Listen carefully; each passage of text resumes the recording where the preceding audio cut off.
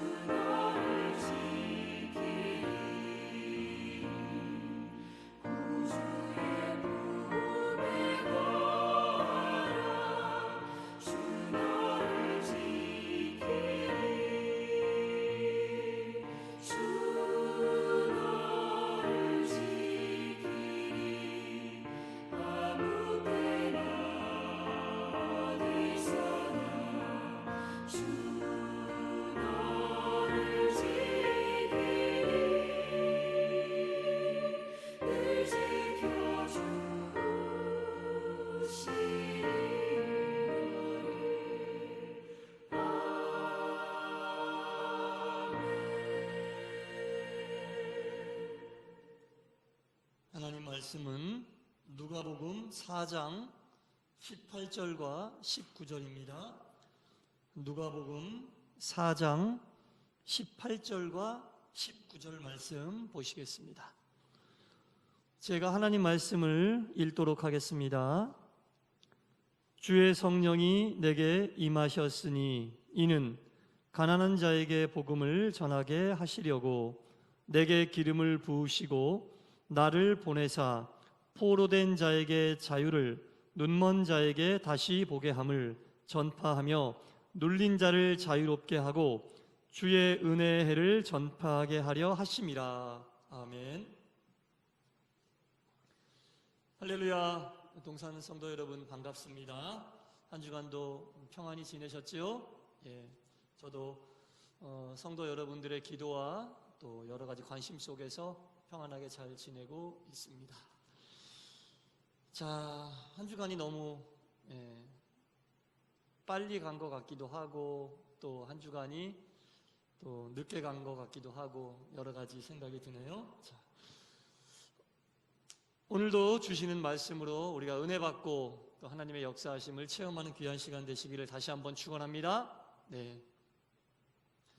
이 유대인들이 예수님을 잡아서 십자가에 못 박게 하고 또 그로 인해서 우리 예수님께서 죽음을 당하시게 되었습니다. 성경에 보면 이 예수님께서 십자가에 못 박히기 전부터 십자가에 올라가셔서 받으신 모든 그 고통을 이야기할 때 이 고통이라고 하는 단어를 헬라어 오딘이란 단어로 표현하고 있는데 이 오딘이라고 하는 단어의 원래의 뜻은 사냥꾼의 덫이라는 뜻입니다. 이 사냥꾼이 그 짐승을 잡기 위해서 이제 짐승이 잘 다니는 길목에 올감이나 여러 가지 덫을 쳐놓는다고 그러죠. 덫을 쳐놓고 기다리고 있어요. 그래서 그 덫에 걸리기만 하면 어떠한 동물도 자기 스스로의 힘으로는 그 덫으로부터 자유로울 수 없습니다. 그 덫에서 벗어나려고 몸부림칠수록 어떻게 됩니까? 그 덫의 올가미가 더욱더 자신의 발목 또는 손목을 이렇게 옥죄어 매는 그런 상황으로 갈 수밖에 없습니다.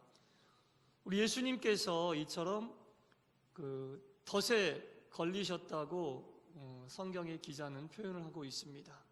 예수님 스스로의 힘으로는 그 덫으로부터, 죽음의 덫으로부터 헤어나올 수가 없다라는 의미인 것 같습니다. 이 동물이 이 사냥꾼의 덫에 걸리게 되면 헤어나올 수 있는 방법이 없는데 살 수 있는 방법은 유일하게 한 가지밖에 없어요. 뭐냐? 누군가가 다른 사람이 와서 자기가 걸려있는 그 덫을 풀어주면 그 덫으로부터 풀리게 되고 해방받게 됩니다. 그런데 만약에 그 덫을 풀어주는 사람이 사냥꾼이었다라고 생각을 해보세요. 덫을 풀어주기는 풀어주지만 진정한 자유와 해방은 아닙니다. 왜냐하면 그 덫을 놓았던 사냥꾼이 덫을 푼다라는 얘기는 그 풀린 동물을 자기가 생각하고 있는 그 뜻대로 다시 죽일 것이라는, 애초에 덫을 놓을 때 그런 의미를 가지고 그런 의도로 덫을 놓은 거 아니겠습니까? 자기 의도대로 그 덫에 걸린 동물을 사냥꾼이 풀어주었다는 얘기는 살려준다는 얘기가 아니라 자기의 의도대로, 자기의 의미대로 그 덫에 걸린 동물을 다시 죽이겠다라는 뜻이거든요. 그래서 덫에 걸린 동물이 정말로 살아나고 해방을 받으려면 사냥꾼이 아닌 다른 사람이 그 덫을 풀어주고 놓아주어야만 살아날 수 있다는 겁니다. 그래서 우리 예수님께서도 당신의 힘으로는 그 십자가의 죽음을 벗어날 수가 없었어요.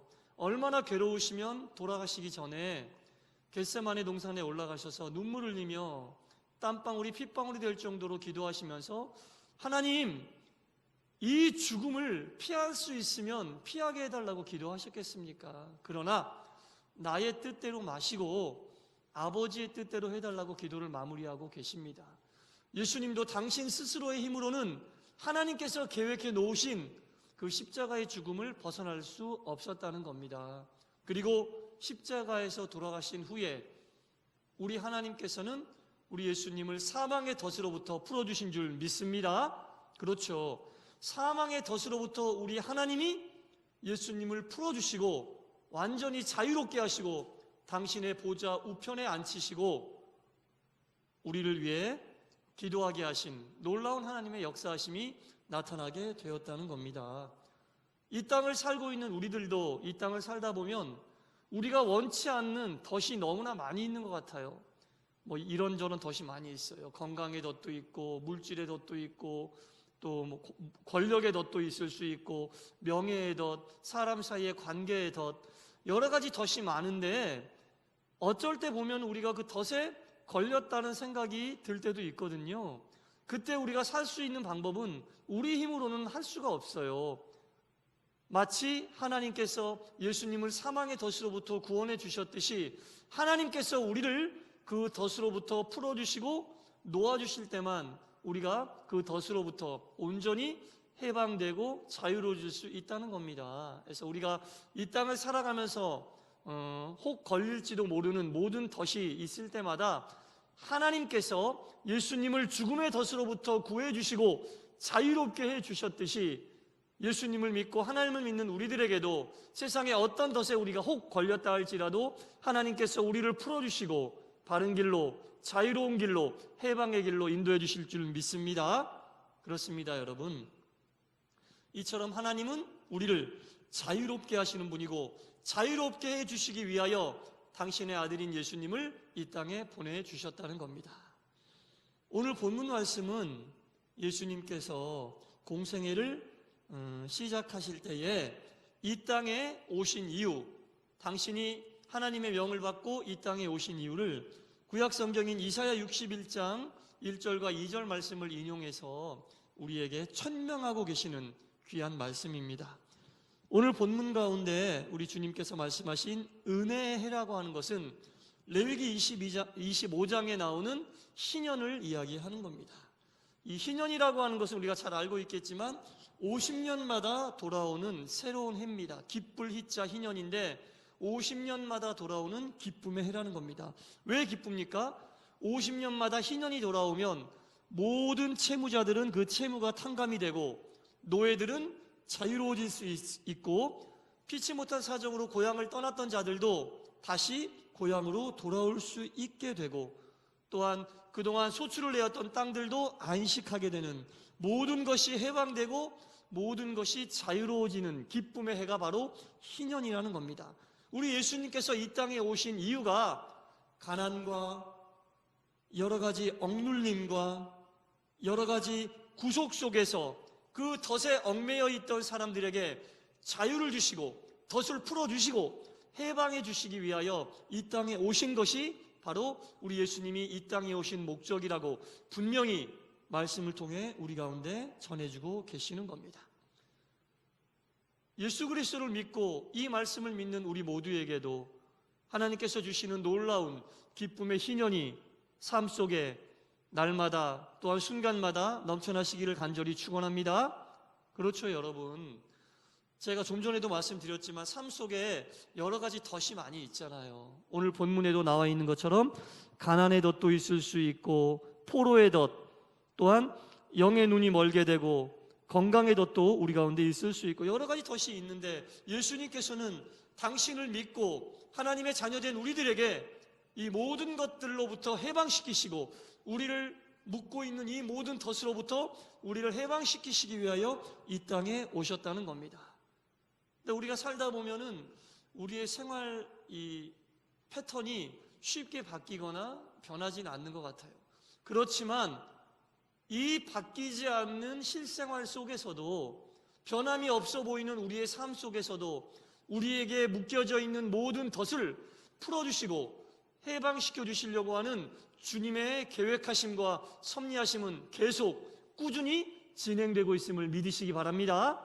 그렇습니다. 이 순간에도 주님은 우리를 묶고 있는 여러 가지 덫으로부터 우리를 해방시키시고 풀어주시기 위하여 열심히 일하고 계시고 하나님의 섭리와 하나님의 계획대로 움직이고 계신다는 겁니다. 이 출애굽기는 말 그대로 출애굽입니다.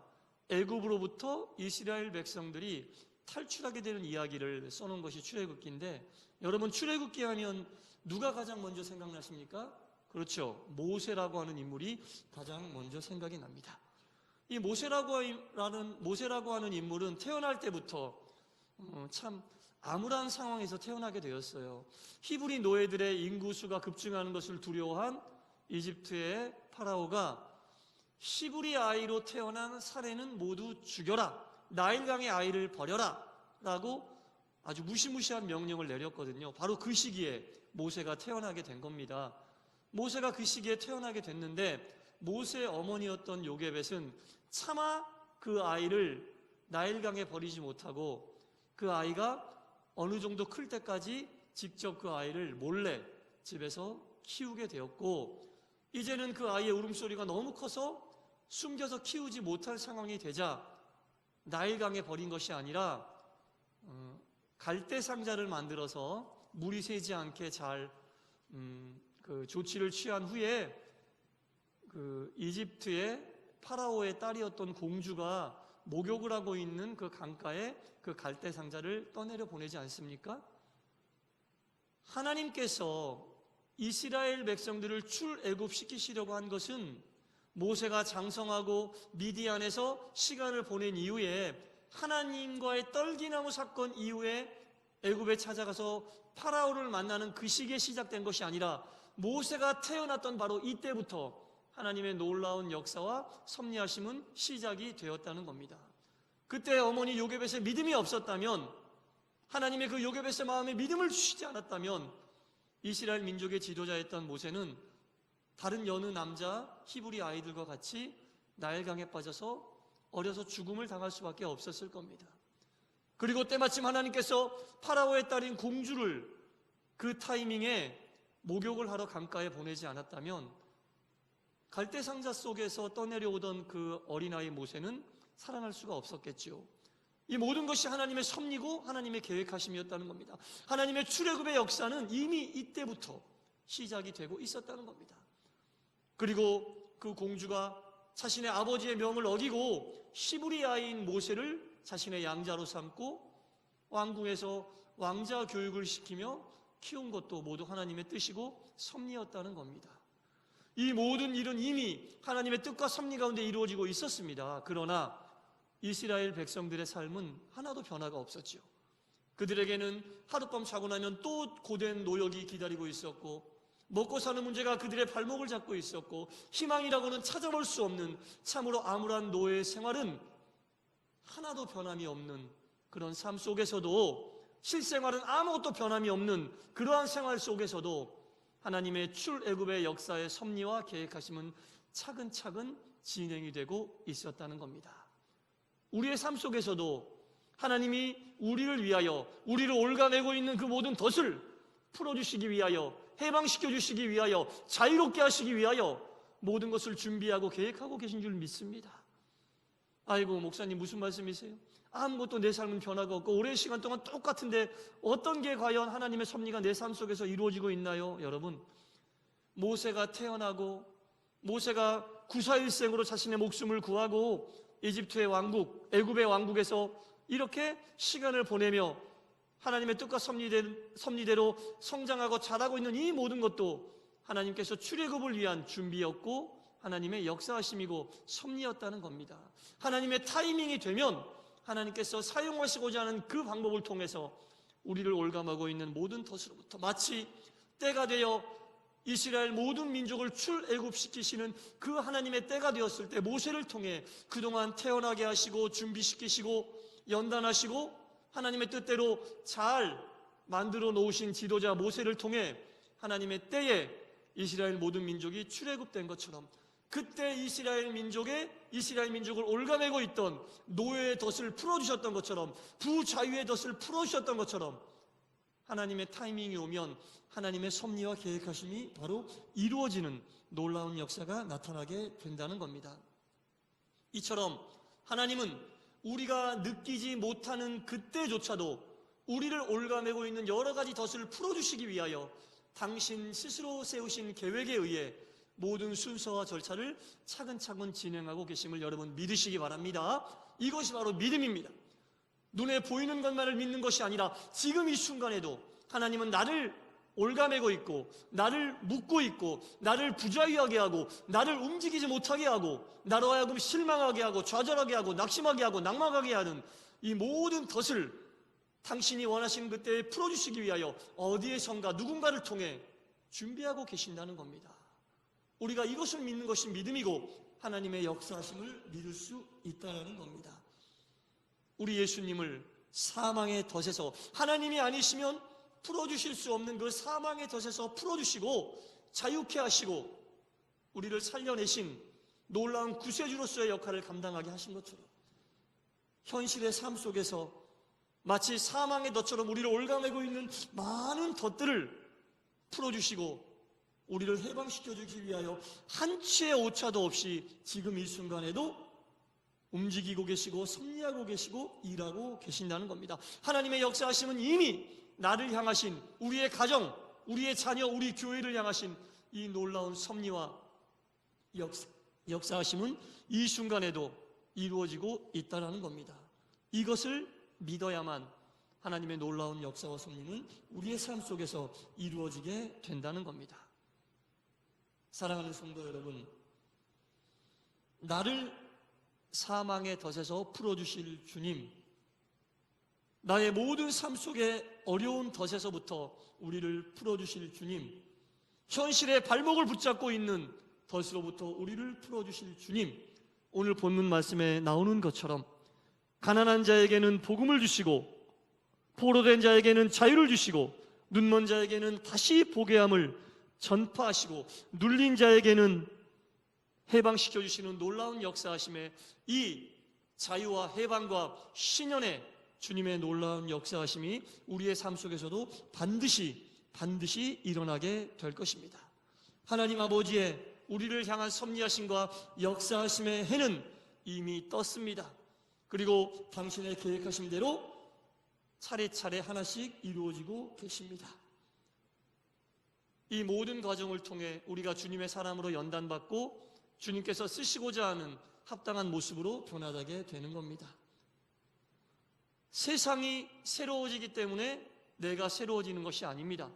그리스도 안에서 나를 해방시키시고 나를 자유롭게 하실 주님이 나를 새롭게 하시기 때문에 그로 인하여 우리 가정이 새로워지고 이 사회가 새로워지고 이 나라와 민족이 새로워지고 결국에는 이 세상이 새로워지게 된다는 겁니다.